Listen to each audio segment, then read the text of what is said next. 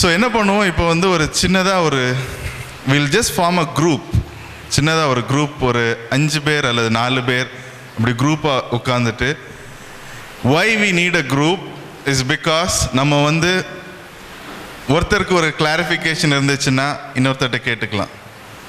So that is why I would suggest we sit in a group. தமிழில் உங்களுக்கு explanation வேணும், I have somebody who is helping out. நீங்கள் வந்து அந்த கார்னரில் ஒரு குரூப்பாக இருந்தீங்கன்னா then we can have it. Or if you want, everybody wants, I can ask somebody to explain it to you in Tamil. இது என்ன option? We'll read it in Tamil. Just turn it around. See, yes, we are here to listen to the word of God, but we are also here to understand where we are as husband and wife, as parents. So it is ideal for you to turn around, sit with a group. நாம் இருந்த இடத்திலேயே சிறு குழுவாக உங்களை சேர் அப்படியே திருப்பிக்கலாம். ஒரு குழுவிற்கு சாதாரணமாக 5 நபர்கள் இருந்தால் போதும். எனவே 5 நபர்களுக்கு உட்பட்ட குழுவாக நாம் பிரிந்து கொள்ளலாம். இது நமக்கு வசதியாக இருக்கும். நாம் சில காரியங்களை குறித்து பேசுமாக இருக்கும், அவ்வளவுதான். எனவே நாம் சிறிது இதற்கு உடன்பட்டு 5 பேர் கொண்ட குழுவாக பிரிந்து கொள்வது நல்லது.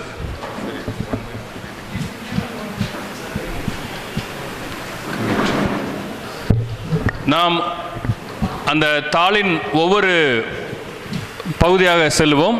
நீங்கள் உங்கள் கையில் இருக்கும் தாள்களை எடுத்துக்கொள்ளுங்கள். அதில் நாம் முதலாவது அந்த தலைப்பை வாசித்திருக்கலாம், க்ரோயிங் ஃப்ரெண்ட்ஷிப் இன் மேரேஜ். அதாவது திருமண வாழ்வில் வளர்ந்து கொண்டிருக்கும் நட்புறவு. திருமண வாழ்வில் வளர்ந்து கொண்டிருக்கும் நட்புறவு. முதலாவது அந்த ஒரு புள்ளியை நீங்கள் எடுத்துக்கொண்டிருக்கலாம். Are you committed to each other? நீங்கள் ஒருவருக்கு ஒருவர் ஒப்புரவாக இருக்கிறீர்களா? Are you committed? ஒருவருக்கு ஒருவர், கணவன் மனைவியோடு, மனைவி கணவனோடு ஒப்புரவாக இருக்கிறீர்களா என்பதுதான் அதனுடைய அர்த்தம். நீங்கள் இதை ஆமோதிக்கிறீர்கள் என்றால் அதற்கு மேல் சில காரணிகள் கொடுக்கப்பட்டிருக்கிறது. Read every statement and carefully ask your self. நீங்கள் உங்களையே கேட்டுக்கொள்ளுங்கள். இந்த தாளின் எண் நம்பர் 7வது பக்கத்தில் இந்த விஷயங்கள் இருக்கின்றன. யாராவது இன்னும் அந்த இடத்திற்கு செல்லவில்லை என்றால் உங்களுடைய கொடுக்கப்பட்ட தாள்களில் 7வது பக்கத்திற்கு சென்று கொண்டிருக்கு. இப்பொழுது நீங்கள் படித்தீர்கள் என்றால் அதில் 4 விதமான அளவுகள் குறிக்கப்பட்டிருக்கும். ஒன்று, ரெகுலர்லி, எப்பொழுதும் நாங்கள் இருவரும் ஒரு நட்புறவோடு இருக்கிறோம். அல்லது ஆஃபன், தூரத்தில், அதாவது 6 மாதத்திற்கு ஒரு தடவை தான் எங்களுக்குள் ஒரு உறவு வரும், அல்லது நாங்கள் பேசிக்கொள்வோம், அல்லது நாங்கள் எங்களுடைய வாழ்க்கை குறித்து பகிர்ந்து கொள்ள என்பது. அல்லது செல்டம், ரொம்ப கடினமாக இருந்தால் உங்களுக்கு அது பக்கத்திலேயே வேதாகமத்தினுடைய வசனங்கள் அங்கே போட்டிருக்கு. நீங்கள் அந்த குழுவில் இருக்க யாரோ ஒருத்தர் அந்த வேதாகமத்தை எடுத்து கர்த்தர் அதை குறித்து நம்ம என்ன சொல்கிறார் என்பதை நாம் அந்த வாசனத்தை வாசித்து அதற்கு நம்ம அதில் உண்டான மதிப்பெண்களை நாம் இடுவோம். உங்களுக்கு புரியுது ரொம்ப கஷ்டமாக இருந்தால் அந்த ஆங்கிலத்தில் எழுதப்பட்டிருக்கிற வார்த்தைகள், சொல்லக்கூடிய வார்த்தைகள் கடினமாக இருக்கணும் என்றால் வேதாகமத்தில் நாம் அது வசனங்கள் 1, 12, 4, 9, 10 இந்த வசனங்களை குறித்து நம்முடைய வாழ்க்கை குறித்து கர்த்தர் என்ன விரும்புகிறார் என்பதை குறித்து அங்கே எழுதப்பட்டிருக்கிறது. அந்த குழுவில் இருக்கிற யாரோ ஒருவர் அந்த வசனத்தை படித்து நாம் அதற்கு மதிப்பெண்கள் இடுவோம். அதன் மூலியமாக நம்ம குடும்ப உறவுகள் பலப்படுவதற்கு மிகுந்த ஒரு வாய்ப்புள்ளதாக இருக்கும்.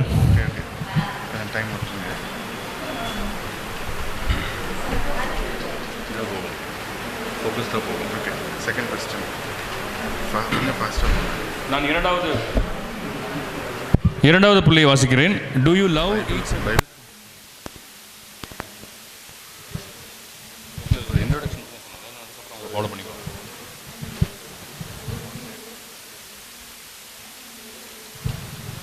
இல்லாமல் அவர்களை நீங்கள் ஒரு ஜட்ஜ் பண்ணாமல், நீங்கள் அவங்கள வந்து எந்த தப்பு செய்கிறாங்களா, தப்பு செய்யலையா, சரியாக இருக்காங்களா, ஒரு சரியான விதத்தில் தான் எனக்கு இவங்க இருக்கணுங்கிற மாதிரி எந்த விதமான ஜட்ஜ்மெண்ட் இல்லாமல் நீங்கள் முழுவதுமாக ஏற்றுக்கொள்கிறீர்களா என்பதைத்தான் அந்த 3வது வசனம் மேற்கோள் காட்டியிருக்கின்றது. Do you accept without judging him or? எங்களை அளவுக்கு அதிகமாக நேசிக்கிறீங்களா அன்பின் நல்ல கர்த்தாவே? நாங்கள் இன்று கற்றுக்கொண்ட ஒவ்வொரு காரியங்களும் உம்முடைய நாம மகிமைக்காக இருக்கட்டும். எங்களை நாங்களே ஆராய்ந்து பார்க்கக்கூடிய ஒரு நல்ல தருணத்தை நீர் எங்களுக்கு தந்திரக்காய் மக்கள் நன்றி செலுத்துகிறோம். இந்த கேள்வியில் இந்த பதிலில் நாங்கள் ஆண்டவரே நாங்கள் அதை டிக் பண்ணும்போது அதை நாங்கள் எடுக்கும்போது அது எப்படி இருக்குது என்பதை எங்களுடைய இதயத்தை நீர் பேசுனதற்காக எமக்கு நன்றி. நாங்கள் உணர்ந்து எங்களுடைய வாழ்க்கையில் உமக்கு முதலிடம் தரக்கூடிய குடும்பமாக இருக்க எங்களுக்கு உதவி செய்யும். இங்கே வந்திருக்க ஒவ்வொரு மக்களையும் நீர் ஆசீர்வதியும். அன்றைய வந்தவர்கள் அனைவரும் அன்றைய மன நிம்மதியோடு சமாதானத்தோடு கடந்து செல்ல கிருபை செய்யும். அன்றைய எங்களுக்கு கொடுக்கப்பட்ட அற்புதமான வாய்ப்புக்காக நன்றி. தொடர்ந்து எங்களை வழிநடத்தும் பாதுகாத்துக்கொள்ளும். இயேசுவின் நாம ஜெபம் கேளும் பிதாவே, ஆமீன். உங்கள் அனைவருக்கும் மிகுந்த சந்தோஷம். உங்களுக்கு அனைவருக்கும் இங்கே லஞ்ச் ஆயத்தப்படுத்தப்பட்டிருக்கிறது. நீங்கள் வெளியே போனீங்கன்றால் ரைட் சைடு அந்த ஸ்டெப்பில் போனீங்களா, ஃபஸ்ட்டு ஃப்ளோர், அங்கே உங்களுக்கு உணவு ஆயத்தப்படுத்தப்பட்டிருக்கிறது. நீங்கள் உணவு முடித்த பின்பாக ஒரு ½ அன் ஹவருக்கு பின்பாக நீங்கள் மீண்டும் நம்ம இந்த இடத்தில் நாம் ஒன்று கூடுவோம். ஆமீன். தேங்க்யூ.